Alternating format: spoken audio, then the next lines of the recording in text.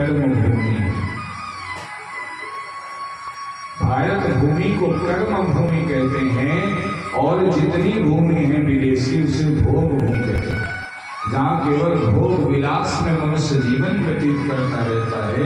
और ये हमारा भारत कर्म भूमि है, जहाँ की स्वयं पारब्रह्म हैं, बड़े बड़े सुंदर सुंदर धार्मिक स्थान है, जहाँ अपने इस सनातन धर्म के कर्म को करने वाले श्री से कर्म भूमि कहा जाता है। आज वे कह रहे कि जो मृत्यु लोक में जन्म लेता है उसकी मृत्यु निश्चित है। इसके अलावा जो तुम्हें वरदान चाहिए वो मांग लो। वो कहता है अगर इसके अलावा आप हमें देना चाहते हैं, ना देव मनुष्य दैत्य मरणम ना में पितामा, मेरी मृत्यु ना तो किसी देवता के द्वारा हो ना किसी पुरुष के द्वारा हो। देवता और पुरुष के द्वारा हमारी मृत्यु ना हो। हमारी मृत्यु अगर को हो तो पुरुषार्थम च मृत्यु काम च हन्य से, किसी पुरुष के द्वारा हमारी मृत्यु ना हो। अबलम हंतम महन हंतुम कथा शकम भविष्यते, अगर हमारी मृत्यु हो तो किसी स्त्री के द्वारा। ऐसा वरदान हमें दे दीजिए। महिषासुर ऐसा मांगता है ब्रह्मा जी से कि किसी मनुष्य के द्वारा हमारी मृत्यु ना हो, ना तो किसी देवता के द्वारा हमारी मृत्यु हो। अगर हमारी मृत्यु हो तो किसी स्त्री के द्वारा हो। और ऐसी कौन सी अबला स्त्री है जो हमारा वध कर पाए। जैसे उसने कहा उसी समय यदा यदा कदा विदेवे दैतेन्द्र नरेते मरणम ध्रुवम ना नारिभ्यम महाभागा मते महिषासुरा। ब्रह्मा जी ने कहा तुमने जो मांगा है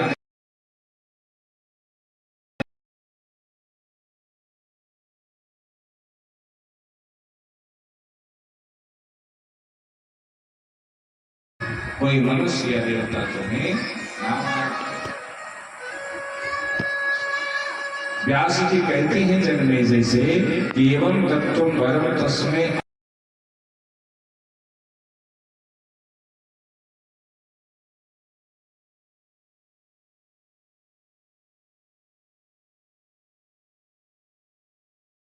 जाते हैं वरदान को नहीं कहते।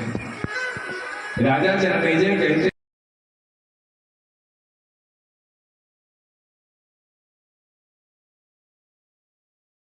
कैसे हुआ, कथम च महिखा रूपम प्राप्ते नैवै महात्मना, मुझे इसके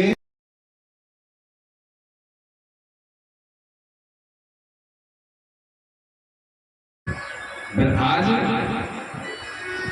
व्यास जी कहते हैं कि हे राजन,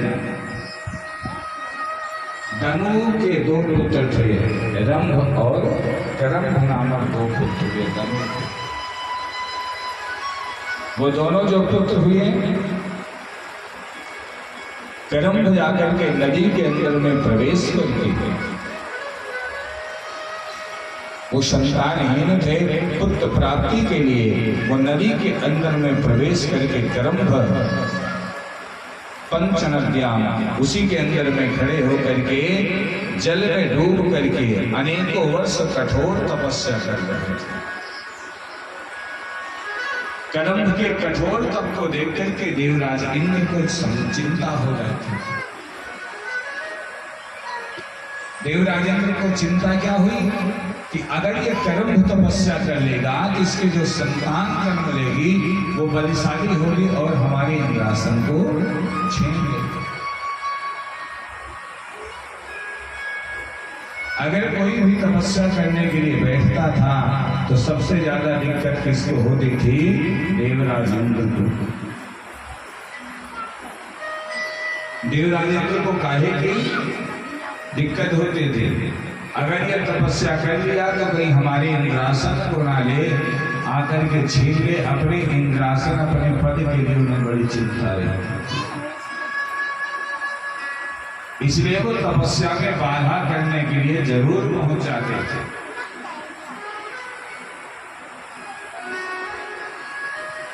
वो तपस्या में बाधा करने के लिए जरूर पहुंच जाते थे। जैसे ध्रुव जी महाराज बैठ करके तपस्या कर रहे थे, तब भी देवराजेंद्र को दिक्कत हो गई कि अगर ध्रुव की तपस्या पूरी हो गई तो कहीं ऐसा न हो तपस्या करने के बाद, वरदान को प्राप्त करने के बाद हमारी इंद्रासन को ले दावाग्नि लगा दिए, खूब हवा चली, घोर वर्षा हुई, ध्रुव जी महाराज जल के अंदर में डूबने लगे। भगवान ने अपने कमल के पुष्प के द्वारा ध्रुव जी को उनकी रक्षा की, बहुत सारे जल वृष्टि करवाए थे देवराजेंद्र। तो देवराजेंद्र को सबसे ज्यादा दिक्कत तब होती थी जब कोई तपस्या करने लगता था। और आज इन्होंने देखा करम्भ पुत्र प्राप्ति के लिए पंच नदी में खड़े होकर के तपस्या कर रहा है कि ये उसी समय क्या करते हैं, जल के अंदर में प्रवेश कर जाते हैं ग्रह का रूप धारण करके। और जैसे ग्रह का रूप धारण करके अंदर में प्रवेश करते हैं, करम्भ के दोनों पैर को पकड़ करके नदी के अंदर में खींच लेते हैं और करम्भ की मृत्यु हो जाती है। जैसे उनकी मृत्यु हुई, इस बात का पता चल जाता है रंभ को कि मेरे भाई की मृत्यु हो गई है तपस्या करते समय। उसी समय ये क्या करते, अपने भाई के वध की बात को सुन करके अत्याधिक क्रोधित होकर के पंचाग्नि लगाकर रंभ तपस्या करने के लिए बैठे, कठोर तप कर रहे थे। तप करते करते इनको ध्यान आया अपने भाई का, जैसे तो ये अपने केस को पकड़ करके तलवार को उठाए, अपने शीश को काट करके अग्निदेव को समर्पित करने के लिए। और जैसे इन्होंने अपने शीश को, केस को पकड़ करके शीश को काटना चाहा, उक्त दैत्या मूर्खो स्वसिर से छंद में महासे, जैसे वो शीश को काटना चाहा, इतने में स्वयं अग्निदेव प्रकट हो जाता है। कहते हैं हे मूर्ख, तुम अपने शीश को क्यों काट रहे हो? आत्महत्या करना बड़ा पाप है। किस कारण से तुम अपने शीश को काट रहे हो? तुम्हारा कल्याण हो, तुम्हारे मन में जो कुछ हो वह तुम मुझसे मांग लो। तुम्हारे इस कठोर तप से मैं बहुत प्रसन्न हूं, तुम्हें जो मांगना है वो मुझसे मांग लो।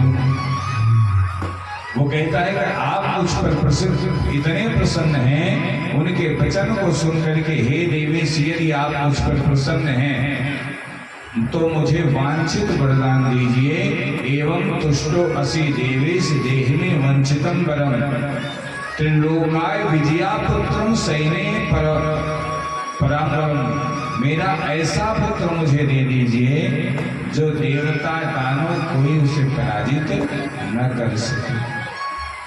अपराजय स्वरूप मुझे बालक चाहिए, महाप्रकर्मी बालक होना चाहिए,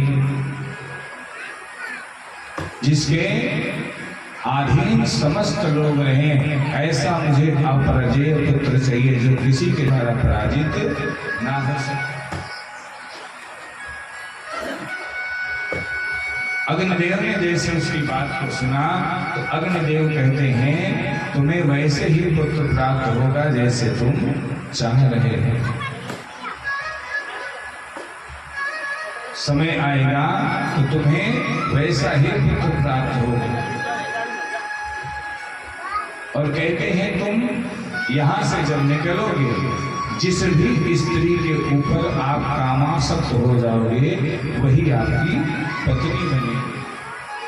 जिसको देख करके तुम्हारे मन में कामासक्त उत्पन्न हो जाएगी वही तुम्हारी स्त्री बनेगी।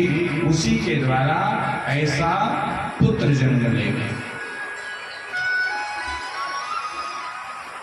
रंभ प्रसन्न हो जाता है। अग्निदेव जैसे वहां से अंतर ध्यान होते हैं, वो उसी समय वहां से निकल करके यक्षो परिवर्तन स्थानम रमणीय श्रीयताम, वो क्या करते हैं, वहां से निकल करके रमणीय पर्वत की तरफ चल पड़ते हैं। और जैसे उधर हो जाते हैं, दृष्टवा चक्रे तदा भावम महिखयम दानवेतमा, उन्होंने एक महिखी भैंस को देखी। रंभ ने किसको देखा, एक महिखी भैंस को देखा। भैंस को देखा हो जाते, और उसी भैंस को वो भी पत्नी मान करके उसी के साथ विहार करते हैं, जिसके द्वारा उसके गर्भ में एक जीव आकर के निवास करता है।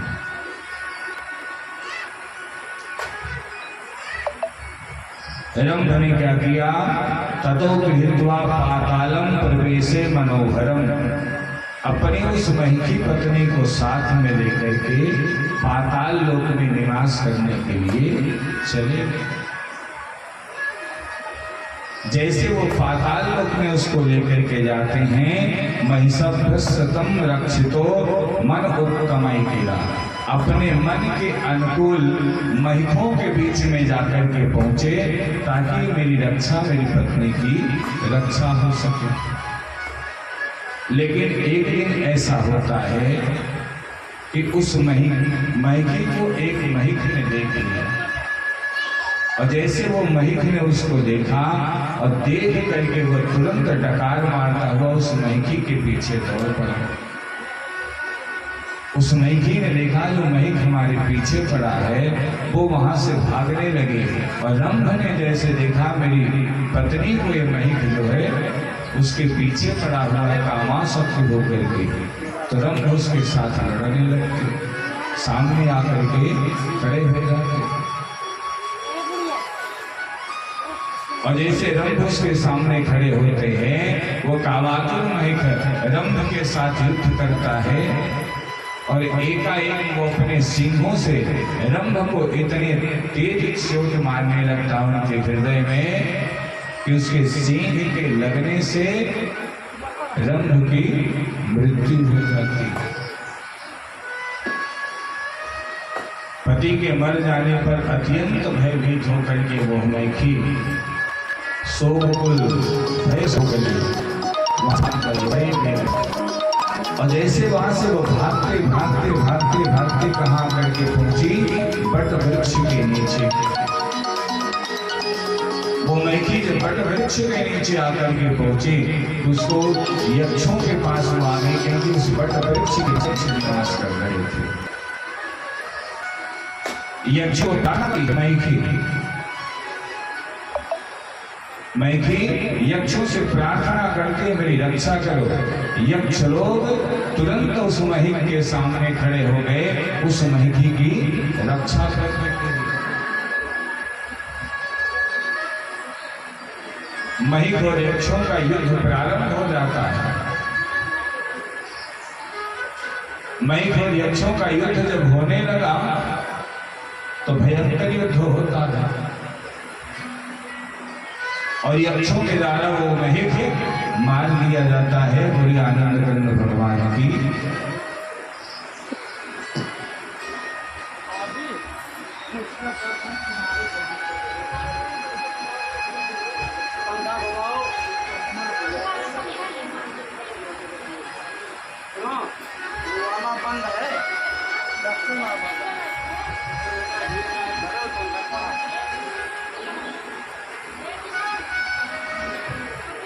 यक्षों के द्वारा उस महिख की मृत्यु हो जाती है,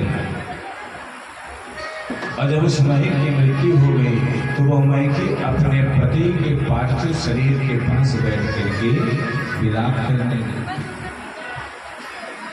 दिव्य चिता बनाई गई, उस महिख को उस पे रखा गया, रंभ को उस पे रखा गया अग्निदाह के लिए। मैकी ने देखा मेरे पति का अंतिम संस्कार हो रहा है, तो वो भी अग्नि में जाने के लिए जब तैयार होती है तो यक्षों ने उसे समझाया कि तुम्हारे उदर में जीव भर रहा है, तुम सती नहीं हो सकती। लेकिन वो किसी की बात को नहीं मानती है। जलती हुई अग्नि की जो ललाट है उसी के अंदर वो मैखी प्रवेश कर जाता है। विलंब के साथ वो मैखी भी उसी में जल करके नष्ट हो जाती है। और जब मैखी जलने लगी उसके शरीर से दिव्य बालक जन्म लेता है जिसका नाम पड़ा महिषासुर। उसके बाद रंभ जो जल रहे थे उनके जलने से उनके रक्त से एक बालक जन्म लेता है जिसका नाम पड़ा रक्त बीज। दो बालक उत्पन्न हो जाते हैं। दोनों महान तपस्या करके महिषासुर के जन्म के बाद वो ब्रह्मा जी से वरदान लेकर के पूरे पृथ्वी लोक पर अपना राज्य आकर के करना प्रारंभ कर देता है। व्यास जी कहते हैं एवं महिषो नाम दानो वरदम अर्पिता। वो वरदान को प्राप्त करके प्राप्तम राज्यं जगत सर्वम वसे चक्रे महाबला, पूरे जगत पर केवल अपना अधिकार वो स्थापित करता है। सबको अपने अधीन करना प्रारंभ कर देता है। सेना अध्यक्ष आदि चक्षुर आदि ताम्र को कोषाध्यक्ष बना लेता है। सारे असुर उसके अधीन हो जाते हैं। सारे असुर उसके आसपास में आकर के रहने लगते हैं। वो जितने पूर्व के राजा थे उन सारे राजाओं को अपने बस में करके सारे राजाओं से कर लेना प्रारंभ कर। पृथ्वी लोक के जितने राजा थे ना वो सब महिषासुर को कर लेने, सबका वो अधिपति बन करके बैठे, सब उसको कर देते थे। और यहाँ तक कि ब्राह्मणे प्रसंग जाता यज्ञ भागा समर्पता। सारे ब्राह्मणों भूमंडल के संपूर्ण ब्राह्मण, भूमंडल के जितने ब्राह्मण थे संपूर्ण सारे ब्राह्मणों को वो महिषासुर अपने अधीन कर लेता है।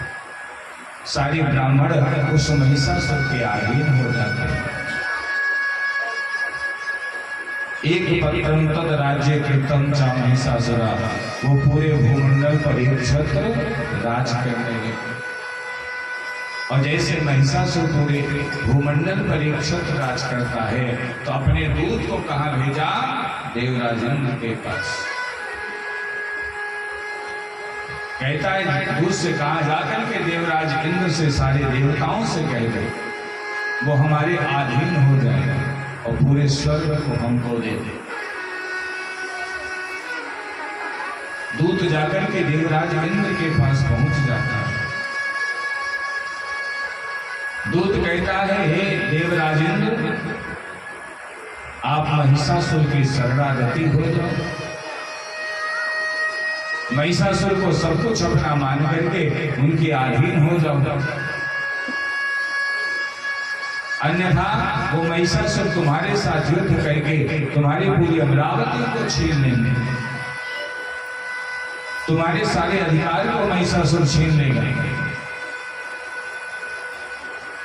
आज जैसे महिषासुर दूत से कहे थे वो दूत देवराज इंद्र से उसी प्रकार आकर के कहता है और कहता है अगर आप महिषासुर के साथ युद्ध करोगे तो युद्ध में आप वैसे भी पराजित हो जाओगे। इसलिए मेरे कहने अनुसार तुम महिषासुर के अधीन होकर के रहो, तुम्हारा कल्याण हो जाएगा। तुम्हारी रक्षा महिषासुर करेंगे, तुम्हें किसी प्रकार की चिंता करने की आवश्यकता नहीं रहेगी। व्यास जी जन्मेजय से कहते हैं कि जन्मेजय ततः सवचरम तस्से सक्रे क्रोध संविता। आज दूत की बात को सुन करके देवराजेंद्र को क्रोध आ जाता है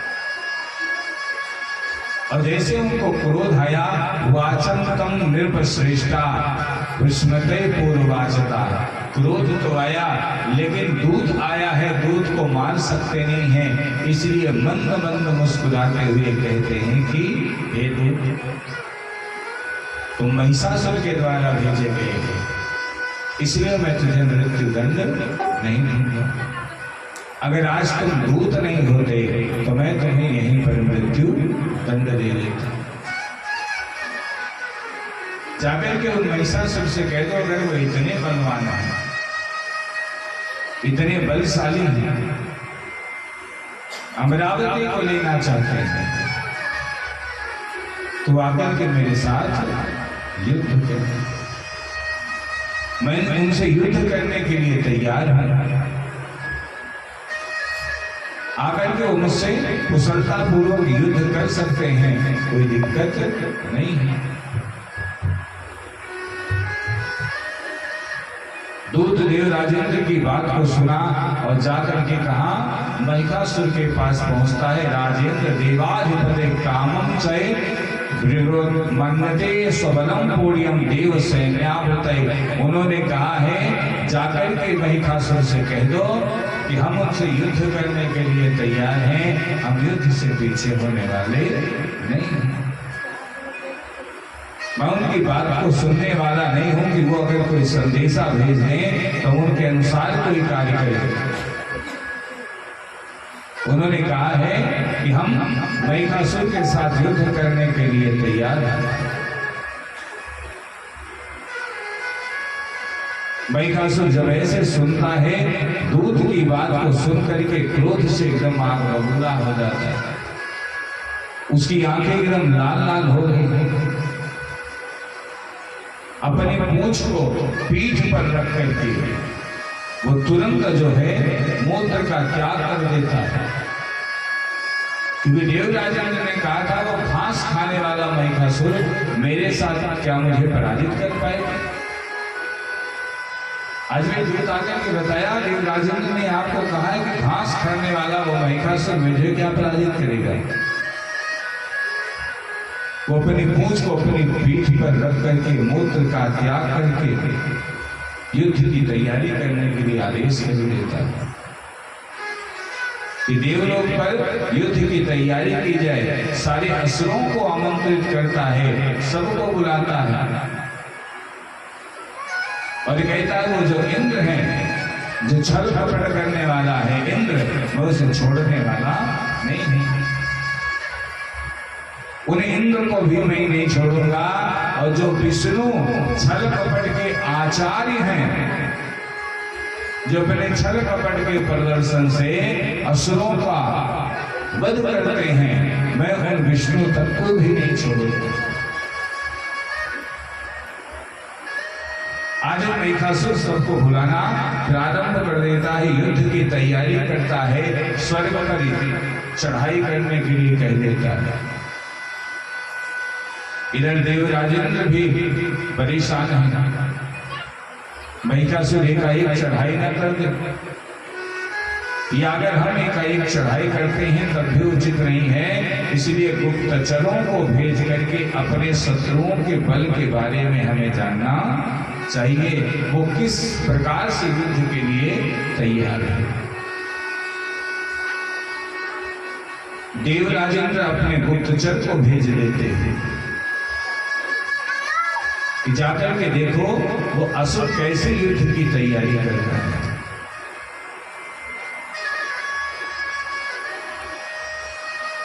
गुप्तचर जाकर के जब देख करके आते हैं तो आज देवराज इंद्र से सारी बात को बताते हैं कि सारे असुर अपनी पूरी सेना को तैयार करके युद्ध की पूर्ण तैयारी कर रहे हैं। वो कब आक्रमण करने कोई पता नहीं है, क्योंकि उनकी सारी सेना एकदम तैयार हो रही है युद्ध के लिए। देवराजेंद्र ने जब इस बात को सुना तो उसी समय दौड़े दौड़े कहाँ पहुंच गए, अपने कुलगुरु बृहस्पति जी के पास। बृहस्पति जी महाराज जो उच्च आसन पर विराजमान है, अंगिरा पुत्र बृहस्पति के सामने इंद्र जाकर के सारी बात बताना प्रारंभ कर देते। और जैसे इंद्र सारी बात को बताने लगे ना, बृहस्पति जी ने उनकी बात को जब सुना तो कहते हैं कि हे देवराज इंद्र, उनके वचनों को सुनने के बाद कहते हैं कि आपको इस बात का ज्ञान होना चाहिए कि क्रोध आने पर तुरंत कोई फैसला नहीं लेना चाहिए, और अगर कोई बात को सुन करके आप एकाएक अपने धैर्य को खो देते हैं तो उस धैर्य को खोने के बाद फिर आप नाना प्रकार के कष्ट का भोग करेंगे।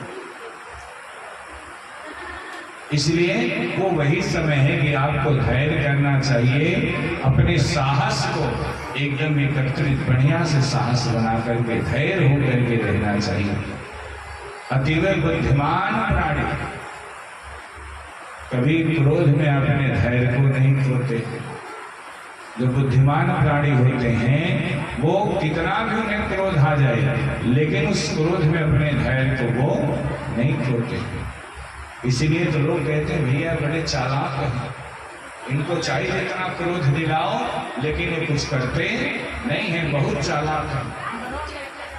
वो चालाक नहीं है, वो परिस्थितियों को देख करके अपने कार्य को करते हैं।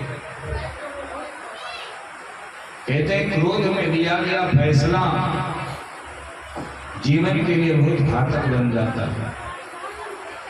इसलिए जब क्रोध लगे ना तभी फैसला करने में सोचना चाहिए, बाकी तो आदमी शांत रहे तो अच्छे फैसले नहीं सकता, लेकिन क्रोध आने पर जो अच्छे फैसले बोले वही बुद्धिमान व्यक्ति।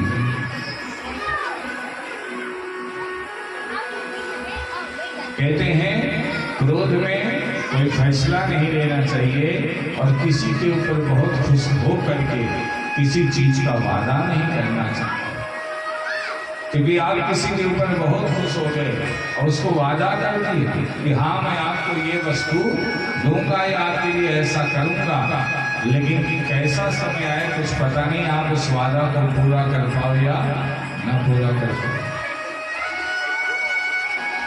दोनों ही घातक है। अधिक खुश होकर के किसी से वादा नहीं करना चाहिए और क्रोध में आने के बाद कोई फैसला नहीं लेना चाहिए। आज देवराज इंद्र को समझाते हैं गुरु बृहस्पति।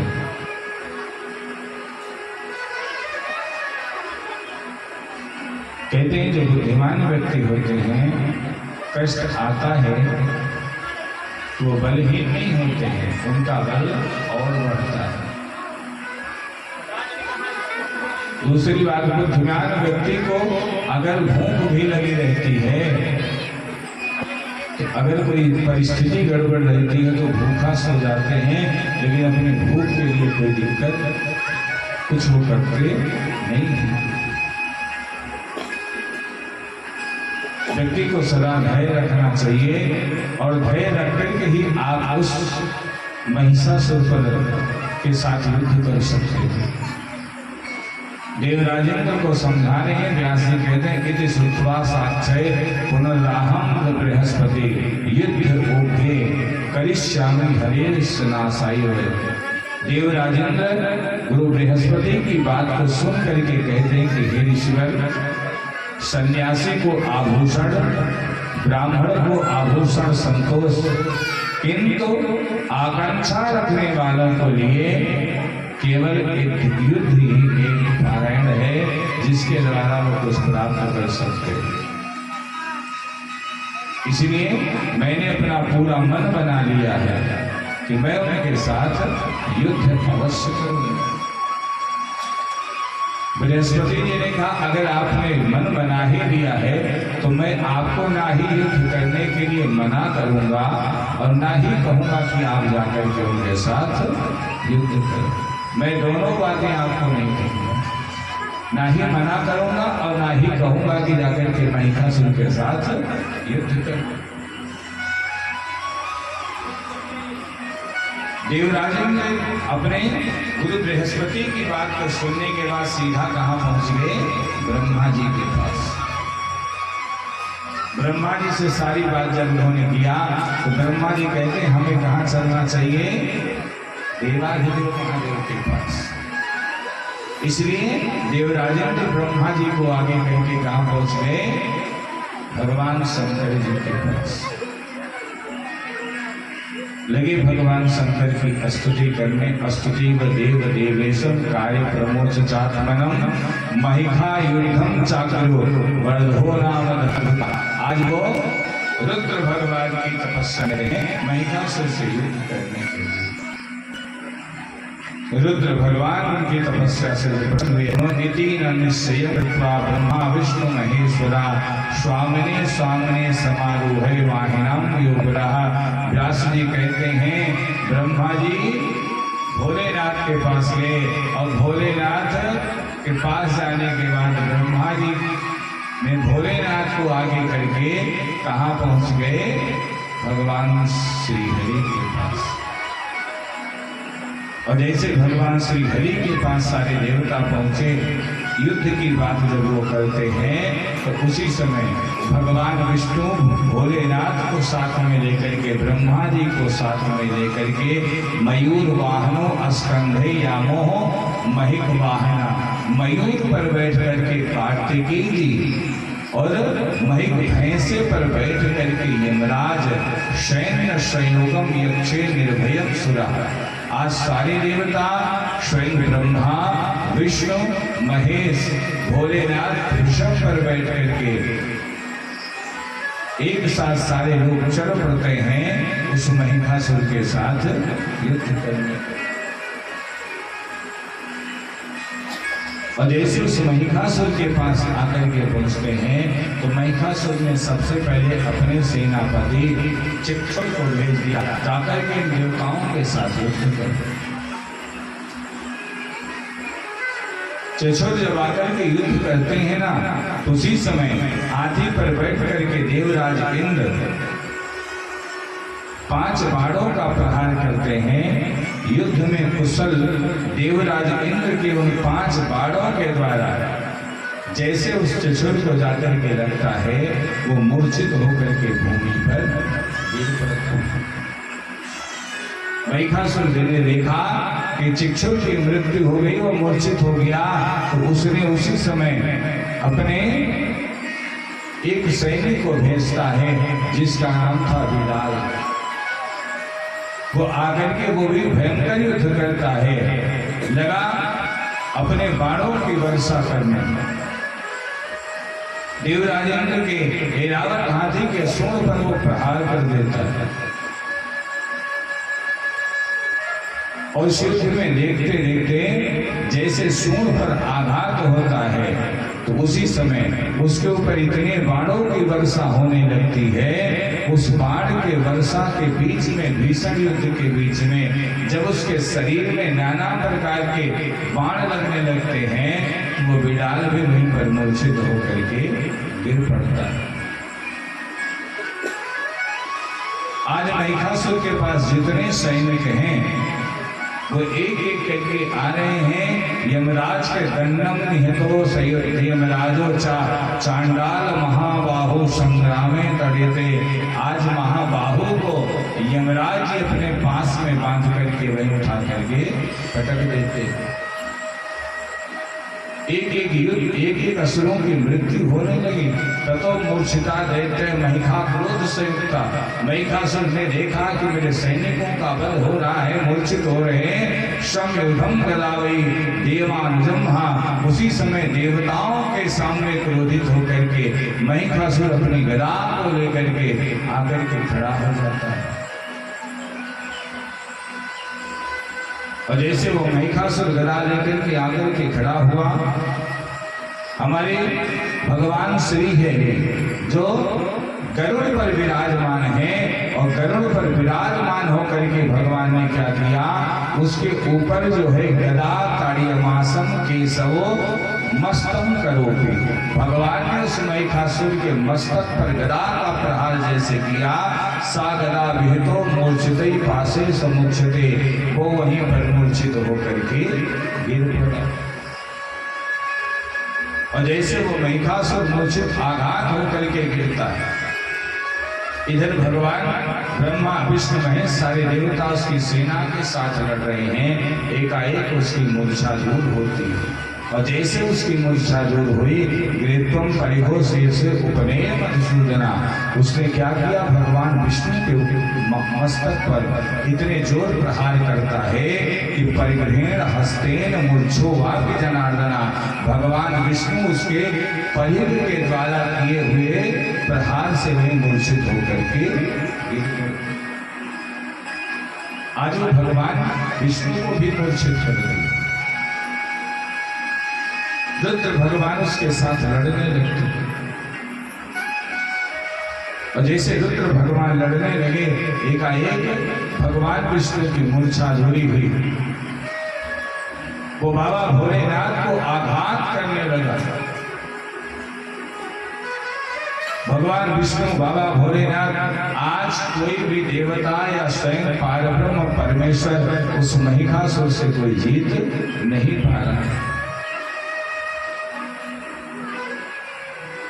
उस युद्ध को देख करके ऐसे भयानक युद्ध होते होते एकाएक क्या होता है कि सब लोग उस महिषासुर से पराजित होकर के अपने अपने स्थानता विष्णु गृहे प्राप्तो द्वारपालो शुभाकृति वक्षाम चतुर्भुजयाम हेमचिष्टे तथै।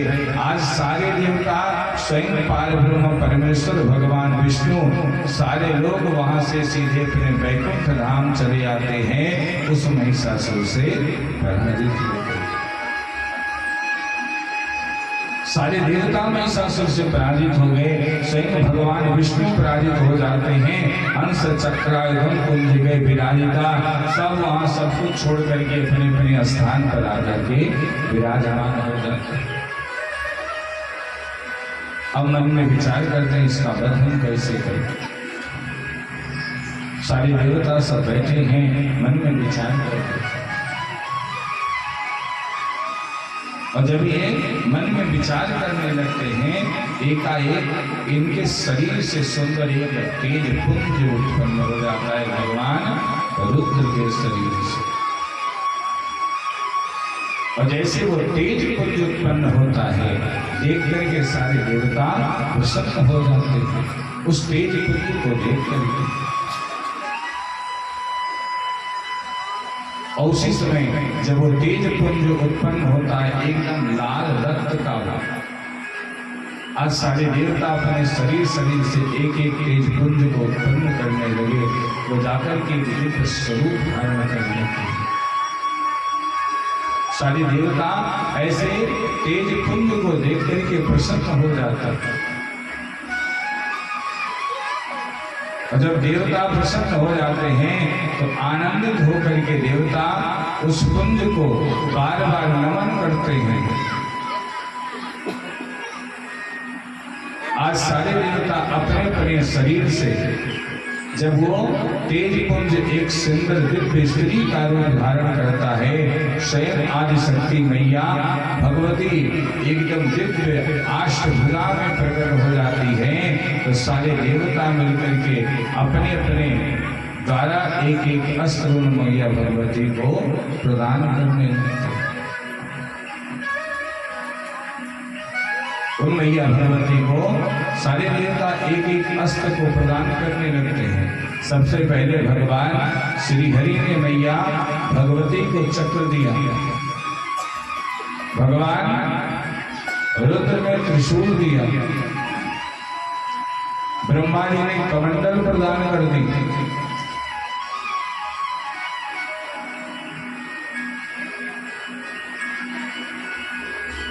सारे देवता अपने अनुसार शंख चावरम संकिन ददौ तस्य हुतासना चक्रम चदत्वानं कृष्णम समर्थय सुचक्रते।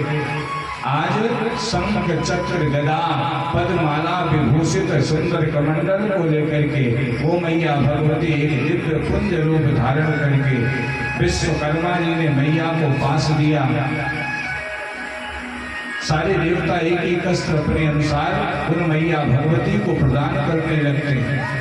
कमल की माला दी गई, सारे देवताओं से मैया सुसज्जित होने लगती हैं। और वो जब मैया एकदम सुंदर स्वरूप बना लेती हैं तो उसी समय मैया सिंहनाद करती हैं। इतने जोर का अट्टहास मैया भगवती का होता है कि पूरा त्रिलोक सुनाई पड़ जाता है। ऐसे आवाज को सुन करके महिषासुर की सारी सेना कांपने लगती। कैसा वंश, कैसी आवाज है। वो अपने दूत को भेजता है, जाकर के देखो ये कैसी आवाज आ रही है धरती से। जब सबने देखा तो कहते हैं एक दिव्य स्त्री है जो सिंह पर बैठ करके गर्जना कर रही है। वो एक स्त्री है जो सिंह पर बैठ करके गर्जना कर रही है, जो अंबिका स्वरूप दिख रही है। उसके हाथ में नाना प्रकार के अस्त्र हैं। दैत्यों का संहार करने जैसा उनका स्वरूप है। महिषासुर ने कहा जाकर के उस स्त्री के केस को पकड़ करके घसीटते हुए मेरे पास लेकर के आओ। जो भी सैनिक जाता है मैया भगवती उसके ऊपर दंड का प्रहार कर देती। और वो महिषासुर जब देखा तो अपने सारे सैनिकों के साथ में होकर के मेरु पर्वत पर बैठी और मैया भगवती से युद्ध करने के लिए आकर के पहुंच गए। मैया भगवती उस महिषासुर के साथ जब युद्ध करने लगती हैं और उस युद्ध में उसके जितने आए हुए सैनिक हैं, जो भी सैनिक हैं जो युद्ध करने के लिए मैया भगवती के सामने कोई खड्ग लेकर के, कोई त्रिशूल लेकर के देवी क्रुद्ध में आकर के अपने गदा से प्रहार करती हैं, मैया के गदा के प्रहार से उसके सारे सैनिक मारे जाने लगे। मैया का जो सिंह है वो भी असुरों के ऊपर इस प्रकार से टूट पड़ता है कि मानो अपने शिकार को पाकर के शेर एकदम आनंदित होकर के सबका वध करने लगता है। सिंहम हंत महादेव्यम कोपम चक्रे तत्वंबिका। सिंह भी मैया भगवती का सिंह भी युद्ध करने लगता है। सब एकदम देख रहे हैं। देखते देखते मैया भगवती ने सारे सैनिकों का जब वध करना प्रारंभ कर दिया तो उसी समय महिषासुर मैया भगवती के सामने आकर के खड़ा हो जाता है। वो कभी भैंसे का स्वरूप बना करके अपने पूंछ से पृथ्वी दौड़ता है तो पृथ्वी हिलने लगती है। अपने सींगों से पर्वतों को उखाड़ उखाड़ करके फेंकने लगा। मैया के ऊपर वो उन पर्वतों के टुकड़ों को फेंकता है, गर्जना करता है। मैया कहती गर्ज गर्ज क्षणम मूढ़म मधुर। हे मूर्ख, जितनी गर्जना करना है तू कर ले, अभी एक क्षण में मैं तेरा वध करूंगी। मैया भगवती उस महिषासुर के साथ जब लड़ने लगती हैं, उसको तलवार से जब मैया मारना प्रारंभ कर देती हैं, सूल से प्रहार करती हैं, तो आघात होकर के वो महिषासुर गिर पड़ता है। जैसे वो महिषासुर गिरता है, मैया भगवती त्रिशूल से उसके सीने पर जब दाब देती हैं तो तुरंत उसके मुख से महिषासुर पुनः उत्पन्न होने लगता है, क्योंकि वो वरदान प्राप्त हुआ था उसको कि जितना स्वरूप को बनाना चाहे उतने स्वरूप को बना सकता है। मैया भगवती ने अपने पांव से इतने जोर से डांटती हैं कि देखते देखते मैया ने उस महिषासुर का ततो हाहा करता सर्वे दैत्य संन्यानासनता। आज मैया भगवती देखते देखते उस महिषासुर का वध कर देती हैं। बोली आदि शक्ति जगत जननी जगदम्बा मैया की जय। और जैसे मैया भगवती ने उसका वध किया, लाल लाल नेत्र करके मैया खड़ी हैं, सारे देवता देख रहे मैया क्रोध में हैं, लगी मैया भगवती की स्तुति करने। नमो शिवाय कल्याणाय शांताय पुष्टये नमः। भगवते नमो दिव्य रुद्राणे सततम नमः। कात्यायनी तथाम्बे इंद्राणे च नमो नमः। सिद्धि बुद्धि तथा बुद्धे वैष्णवे ते नमो नमः। आज एक सारे देवता मिलकर के मैया भगवती की स्तुति प्रारंभ कर देते हैं और भयानक आज उन मैया भगवती की दिव्य स्तुति करते हैं, ताकि मैया उस समय क्रोध में है और अगर मैया भगवती क्रोध में ही रहेंगी तो पूरे संसार का प्रलय हो जाएगा। इसलिए सारे देवता मैया भगवती की स्तुति करते हैं। तुम वैष्णवी शक्ति अनंत वीर्या विश्वेश्वरीजं परिमास माया सम्मोहितं देवी समस्तमेत त्वमेव प्रसन्नान् भुवनोक्ते हेतु। आज सब मैया भगवती की स्तुति कर रहे हैं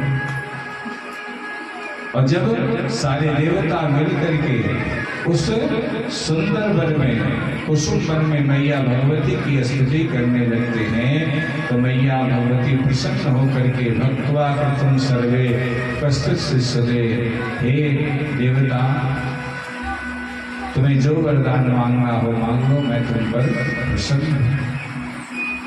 सारे देवता कहते हैं भगवत्या कृतं सर्वे कष्ट, हे मैया यदम निहते सत्व अस्माकं महिषासुरवध चापय विभरो यस्माकं महेश्वरी। हे मैया आपने जो मुझे सताने वाला महिषासुर था उसका आपने वध कर दिया और अगर मैया वरदान देना ही चाहती हैं तो मैं यही वरदान आपसे मांगता हूँ कि जब जब हमारे ऊपर कष्ट आए हमारी रक्षा करने के लिए आपको भी आना पड़े। जब जब हमारे ऊपर कष्ट आए हे मैया भगवती तब तब आप हमारे कल्याण के लिए आइएगा। मैया भगवती ने कहा तथास्तु, ऐसा कह करके कहती हैं समय आने पर वह पूर्व काल में जब स्वयं असुर उत्पन्न हो जाएंगे जिनका नाम पड़ेगा शुंभ और निशुंभ, ऐसे महान देवता जब उत्पन्न होंगे जब तुम हमारी स्तुति करोगे तो तुम्हारी स्तुति से प्रसन्न होकर के तुम सबकी रक्षा करने के लिए मैं स्वयं प्रकट हो जाऊंगा। सारे देवता आनंदित हो जाते हैं, जय जयकार करने लगे मैया भगवती से और देखते देखते मैया अंतर ध्यान हो जाती हैं। बोली आदि शक्ति जगतजननी जगदम्बा मैया की जय। आइए हम लोग भगवान नाम संकीर्तन करते हैं, पुनः कथा के प्रश्न पर। बोली आदि शक्ति जगतजननी जगदम्बा मैया की। भरी उनकी आँखों में है कितनी करुणा, जाकर सुदामा दुखारी से पूछो, जाकर सुदामा दुखारी से पूछो। भरी उनकी आँखों में है कितनी करुणा, भरी उनकी आँखों में है कितनी करुणा, जाकर सुदामा दुखारी से पूछो, जाकर सुदामा दुखारी से पूछो। है करामात क्या उनके चरणों की रज में, है करामात क्या उनके चरणों की रज में, जाकर के से पूछो, जाकर के गौतम नारी से पूछो, जाकर के गौतम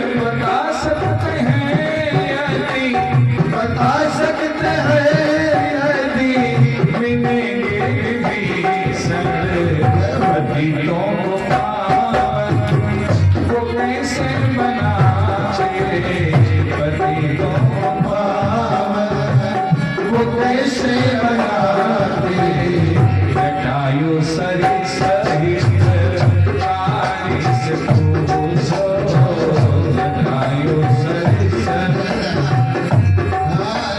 पूछो है गणमान्या उनके चरणों की रज में है गणमान्या उनके चरणों की रज जाकर के गौतम बिहारी से पूछो जाकर के गौतम बिहारी से पूछो जाकर के गौतम बिहारी से पूछो जाकर के गौतम बिहारी से पूछो प्रभु कैसे सुनते हैं दुखियों की आहें प्रभु कैसे सुनते हैं दुखियाँ हैं प्रभु कैसे सुनते हैं दुखियों की आहें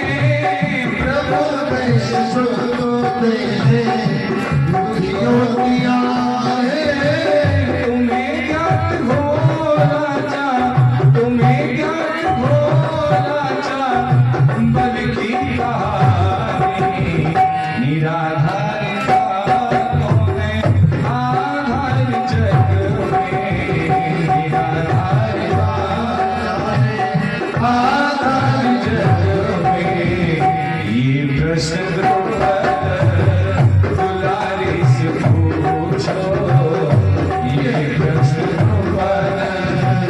दुलारी से पूछो है गणवान क्या उनके चरणों की रज में है गणवान क्या उनके चरणों की रज में जाकर के गौतम किनारे से पूछो जाकर के गौतम बिहारी से पूछो छासी धाम में कितनी भरी है शबासी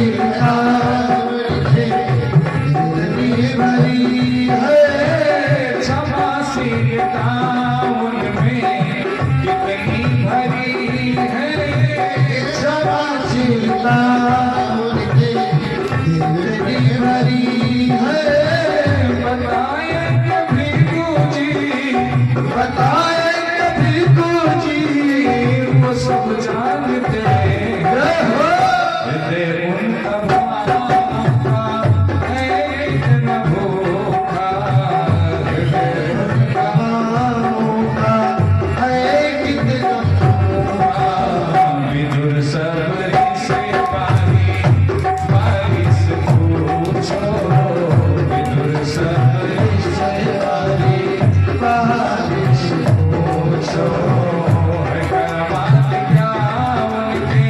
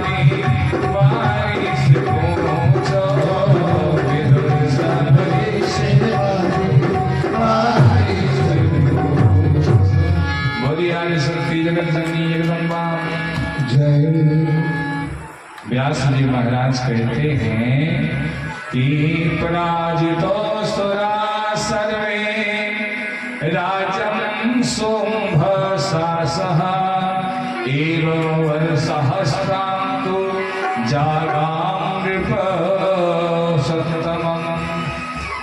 कहते हैं कि हे नृपश्रेष्ठ, धीरे धीरे करके समय बीता, सभी देवता बड़े प्रसन्न चित्त से देवलोक में रह रहे हैं। मैया भगवती पराम्बा की जगदम्बा की कृपा से सारे देवता एकदम आनंदचित होकर के अपने अमरावती में निवास कर रहे हैं। तभी क्या होता है, एकाएक दो असुर आ गए जिनका नाम था शुंभ और निशुंभ। वो दोनों क्या करते हैं, देवताओं के साथ युद्ध करके सारे देवता को पराजित करके वृषभराज जो देवा संते सहस्त्र गुरु नवुत्केत, वो सारे देवताओं को पराजित करके सबको देवलोक से निकाल करके स्वयं स्वर्गलोक पर आधिपत्य जमा करके बैठे। जब सारे देवता मनुष्य की भांति पृथ्वी पर आकर के रहने लगे तो अपने गुरु बृहस्पति के पास जाकर के पहुंच गया।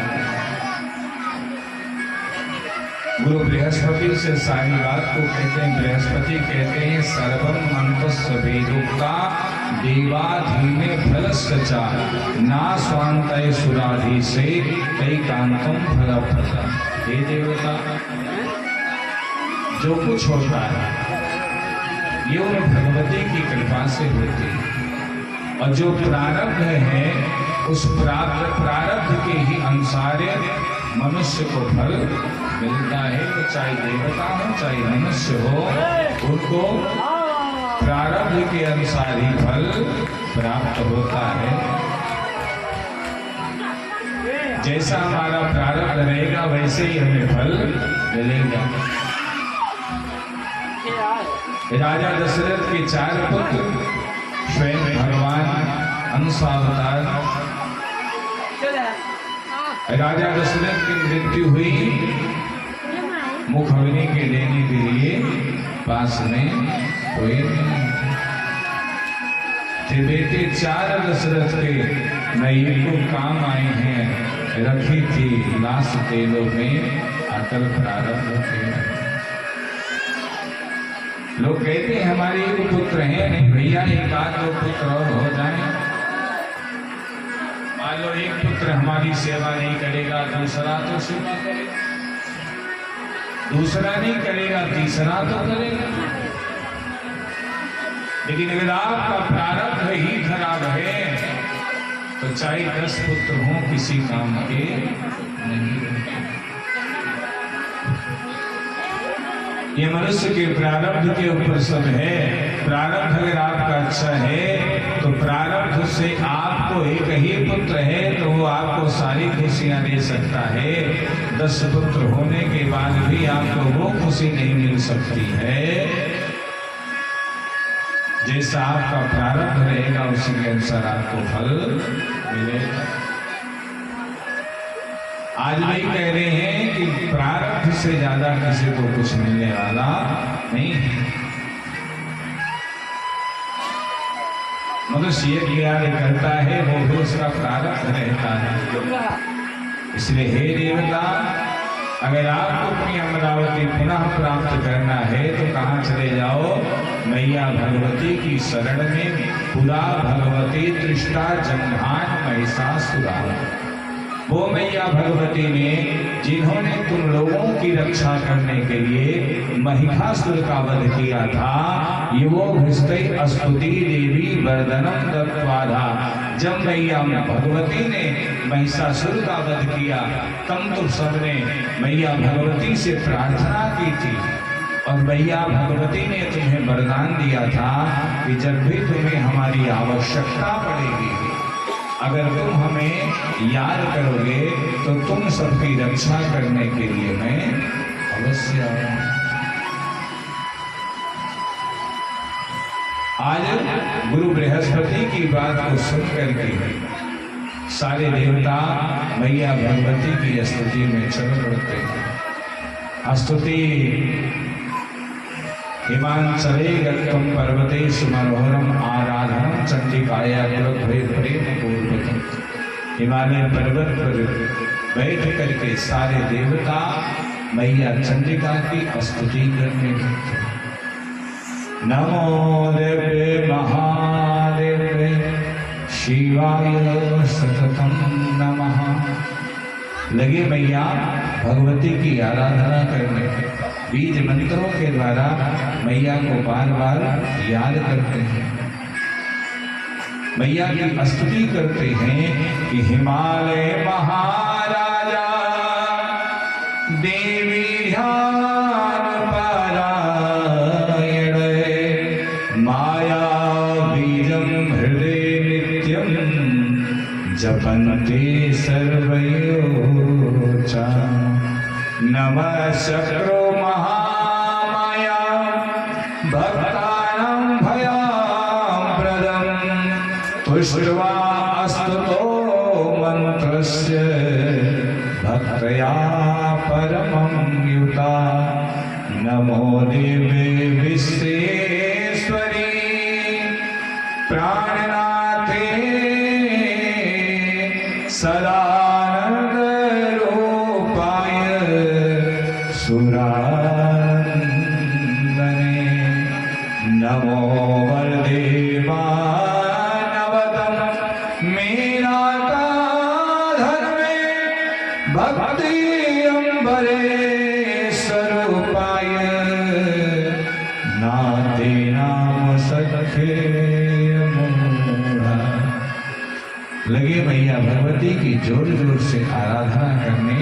सारे देवता एकदम आनंदित होकर के मैया भगवती की दिव्य आराधना करते हैं। हाथ जोड़ करके नाना प्रकार के स्वरूपों का मैया को याद करते हैं। नमः प्रकृताय भद्राय नियते प्राणास्मता रौद्राय नमो नित्याय गौराय धात्रे नमो नमः। या देवी सर्वभूतेषु विष्णु मायेति संविता नमस्तस्यै नमस्तस्यै नमस्तस्यै नमो नमः। या देवी सर्वभूतेषु चेतनाया धीयते नमस्तस्यै नमस्तस्यै नमस्तस्यै नमो नमः। या देवी सर्वभूतेषु बुद्धिरूपेण संस्थिता नमस्तस्यै नमस्तस्यै नमस्तस्यै नमो नमः। या देवी सर्वभूतेषु निद्रारूपेण संस्थिता नमस्तस्यै नमस्तस्यै नमस्तस्यै नमो नमः। अनेकों प्रकार के मैया को शांति रूप में, मैया को छाया रूप में, शक्ति रूप में, कृष्णा रूप में, जो भी है शांत रूप में, जात रूप में, श्रद्धा रूप में, कांत रूप में, लक्ष्मी स्वरूप में मैया भगवती की सारी देवता स्तुति करने लगते हैं।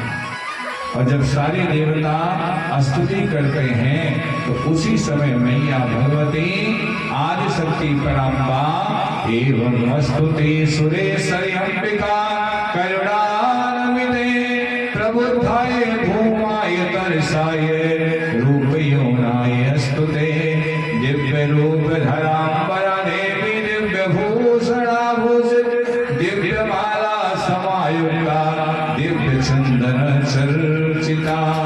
आज मैया उसी समय देवताओं के सामने देखते देखते पराम्बा मां जगदम्बा मैया पार्वती के शरीर से कौशिकी रूप में मैया प्रकट होती हैं। जब मैया पार्वती के अंश से कौशिकी रूप में प्रकट हुई, वहीं से मैया का स्वरूप श्यामला हो जाता है। बोली आदिशक्ति जय बाकी। और जैसे मैया प्रकट होती हैं, हिमालय पर्वत पर दिव्य स्वरूप मैया भगवती का विराजमान है। उनकी छटा करोड़ों कोट सूर्य समप्रभा, करोड़ों सूर्य के समान उन मैया भगवती की प्रभा बिखर रही है। ऐसी मैया भगवती भो भो सुरवरो कांतई श्रद्धा सुदे वृषाम किमर्थे या कार्यम चिंतविष्ट कृता गुना। आज मैया भगवती ने कहा, हे देवता, आप जिस कार्य के लिए मुझे आवाहन किया है, मेरी स्तुति की है, मैं आपका कार्य अवश्य करूंगी। व्यास जी कहते हैं, तो क्षय भाषितम तस्य मोहती रूप दला।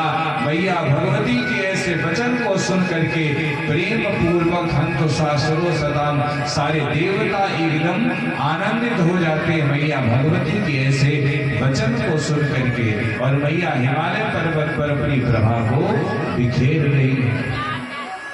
मैया के ऐसे प्रभाव को किसने देखा? शुंभ निशुंभ के दो दूत थे, चंड और मुंड ने देख लिया।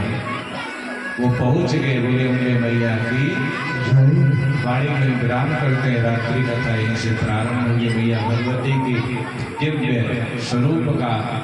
उसके बाद किस प्रकार मैया शुंभ निशुंभ का वध करती हैं, पुनः देवताओं को वरदान देती हैं। राजा सुरथ और समाज ऋषि को कैसे मैया मुक्ति देती हैं, ये सारी कथा पावन पुराण के अंतर्गत रात्रि में होगी। बोली आदिशक्ति जगत जननी जगदम्बा मैया की। आइए भगवान मैया भगवती का दिव्य अज्ञारी किया जाए। जय श्री श्याम, जय श्री राधे, जय आदिशक्ति मैया जगत जननी जगदम्बा की।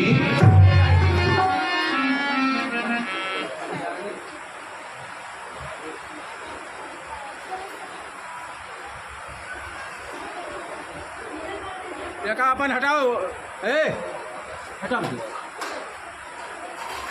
वही कुछ जम अच्छा चौकी पे लगे उठा लो, हटा दी इनका। अच्छा तो खा लो।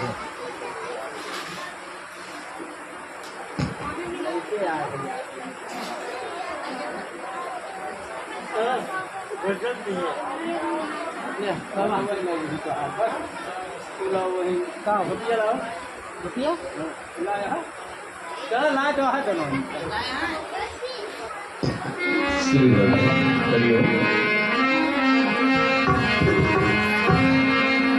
बोल श्रावणी मैया की जय। अरे तुम आई बसो यही गाँव, तुम आई बसो यही गाँव, शीतला महारानी आई बसो यही गाँव, शीतला महारानी।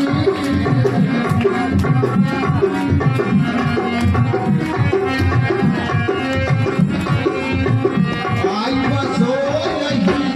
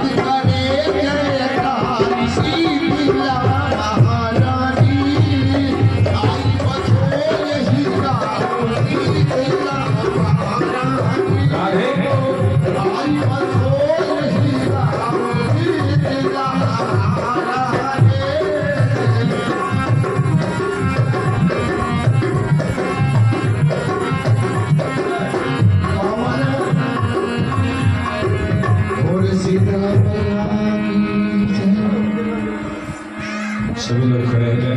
श्री राधे।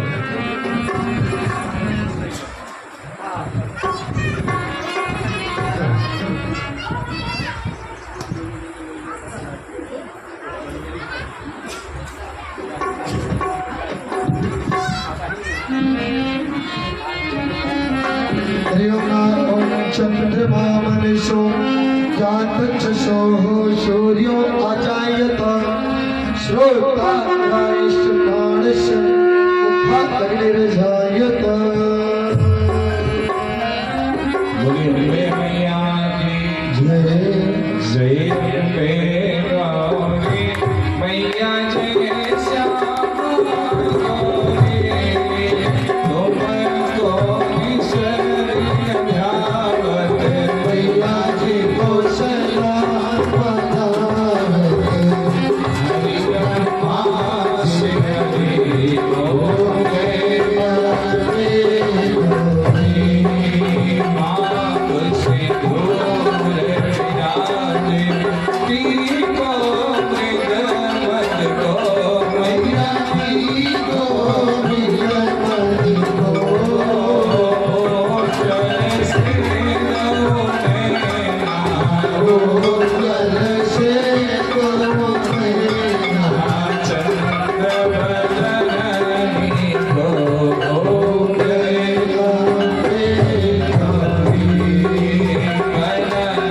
समान करे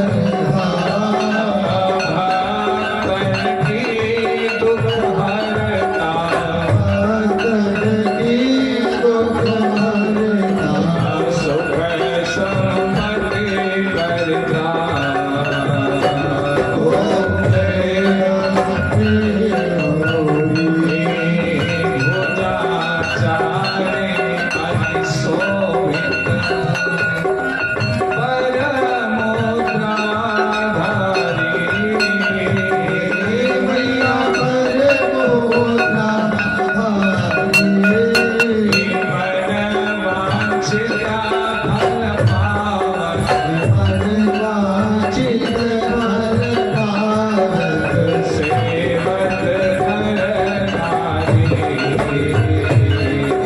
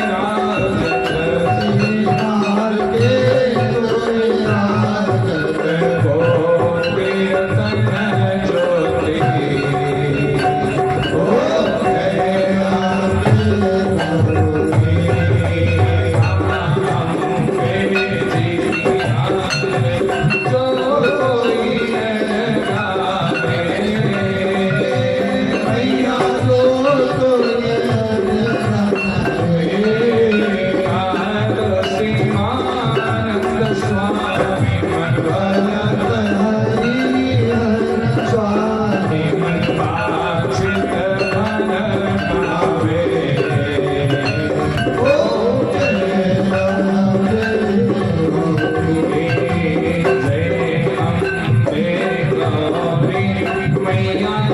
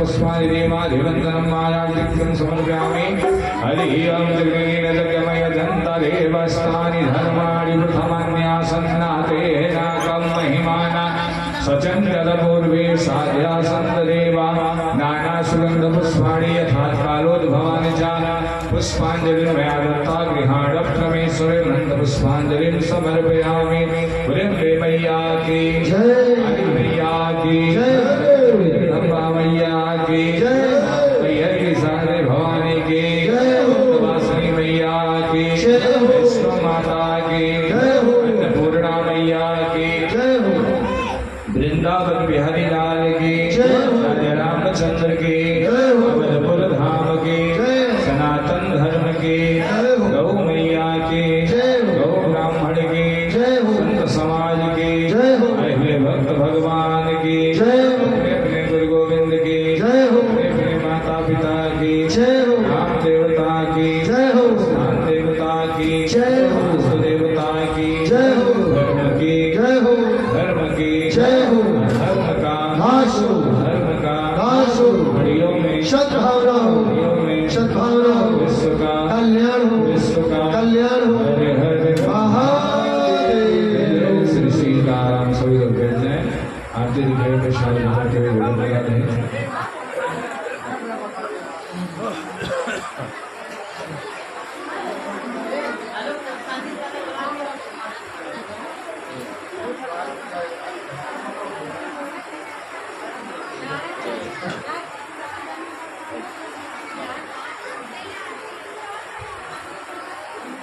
ये हर्षित ये कटोरी एक किनारे कहिए और किनारे कहिए बस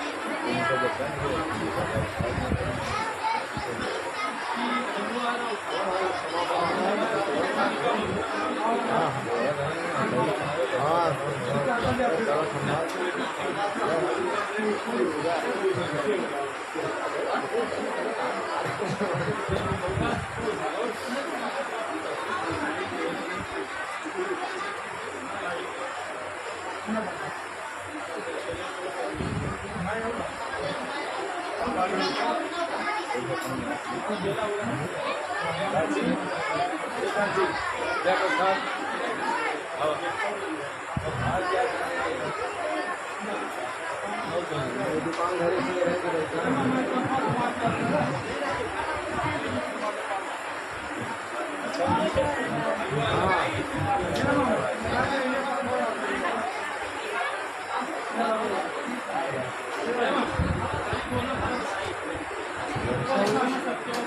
बुलावा है, बुलावा आने दे। ए चाचा, ए महाराज, अरे तू न छुआ काना अगले से ना आया तू खाना तो बुला लिए आई। हाँ हमारे सबसे बात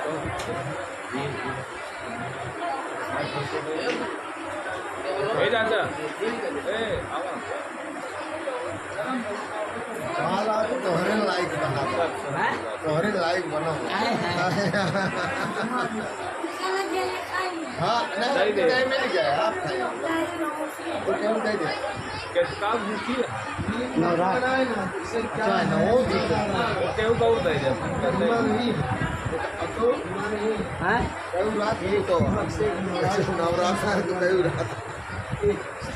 अरे तोरे आई है कि हम भूखा ना है।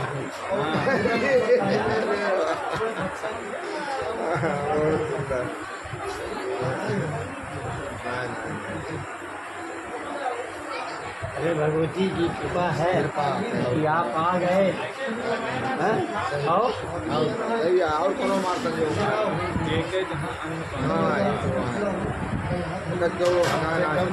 कितना कलाकार का देखते हैं तब अगर हम तो हम लेटर है करने लगे मैं कहीं जाऊँ नहीं लगे हम कहे रिसीव करें।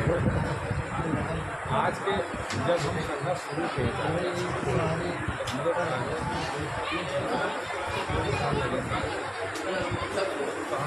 उसके बाद नंबर इनके हमसे लगे रहना हरिओम के नंबर लगे जाइए हरिओम का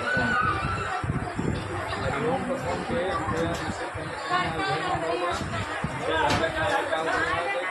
उनके मिलावा घरे चल दोपहरिया में आए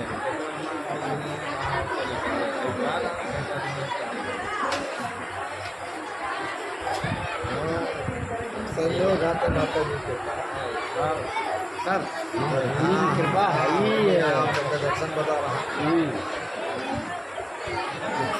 दर्शन के साथ हाँ उत्तर दर्शन और प्रसन्न दोनों रहा। ये सब तेरा मेरा रिश्ता पूरा दोनों जगह पर रिश्ता आता है। आदमी जो आवत है खाद दिया के एक हफ्ता तक हमारा कहीं जाकर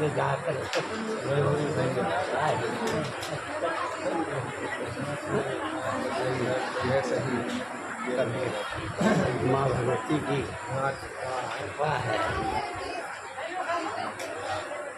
एक लड़का आया था मौर्या, वो आज भी फोन करके बात करता है। बस प्रेम प्रेम आपको जो आ रहे हो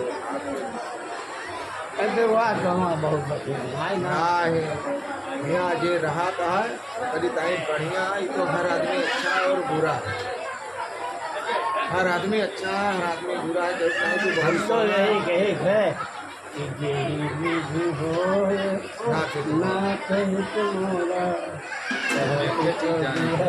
मोहिनी अब एक तो चीज जानी अगर आचरण सही बा तो बैल में आया मतलब ईर्षा दोष मान तो भगवती भगवान रक्षा है तो उसमें जमकर हमको मारिश पीछे और चाचा सोच लिया मारुति ऐसे तो बात जम करके आई इसे मार कलम में तो उड़ी गया अरे आप लेकिन ऐसा ना क्या? करिए अपना कि जैसे भगवान से ब्रेकिए मतलब है इसमें नर्वस है एक ही जाना था जिनको राखे साइया मार सुखना को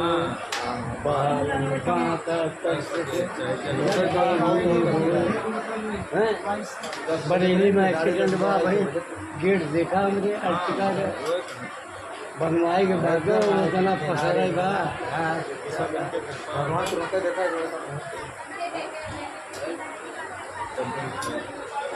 पर ये बहुत छटपटाता है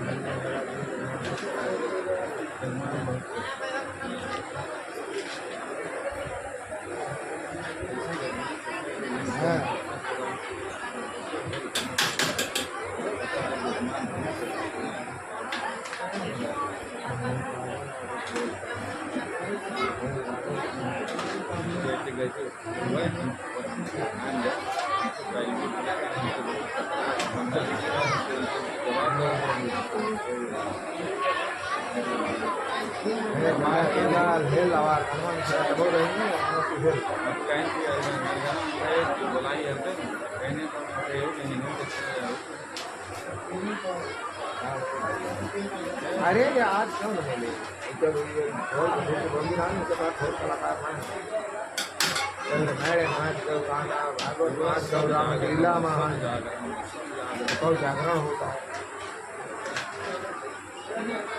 एक एक दिन में 2,000 रुपये का 8,000 रुपये का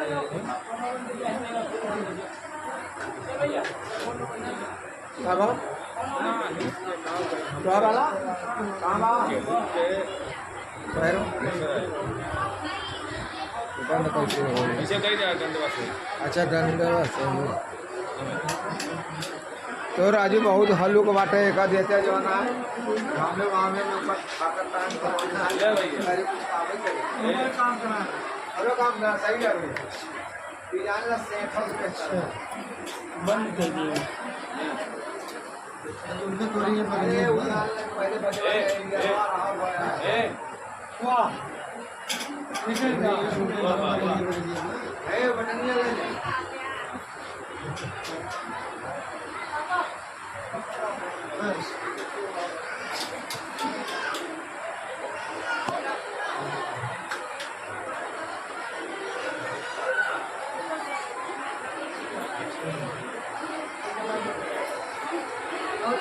हाँ हाँ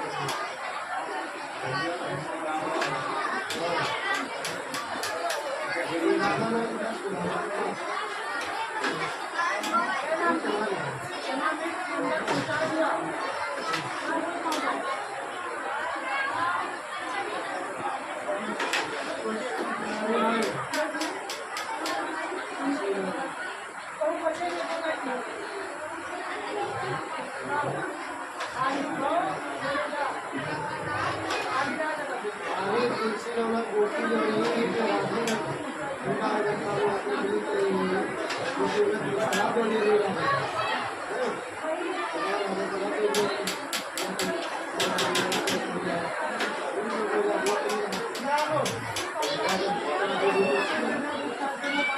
जाए ये राग आ गई और ब्रह्मा जी बताए था इसके सब प्रकार के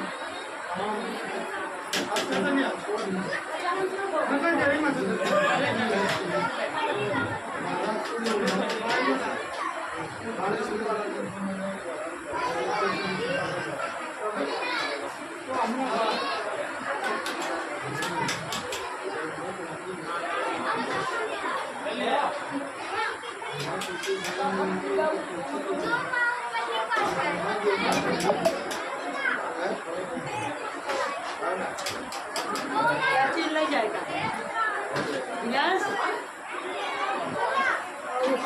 बच्ची वो थरी वाला आरती का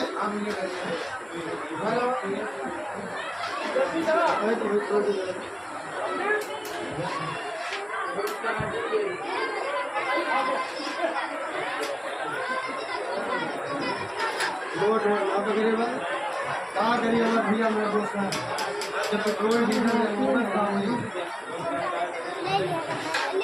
लाया है तो हम घर करो लाएगा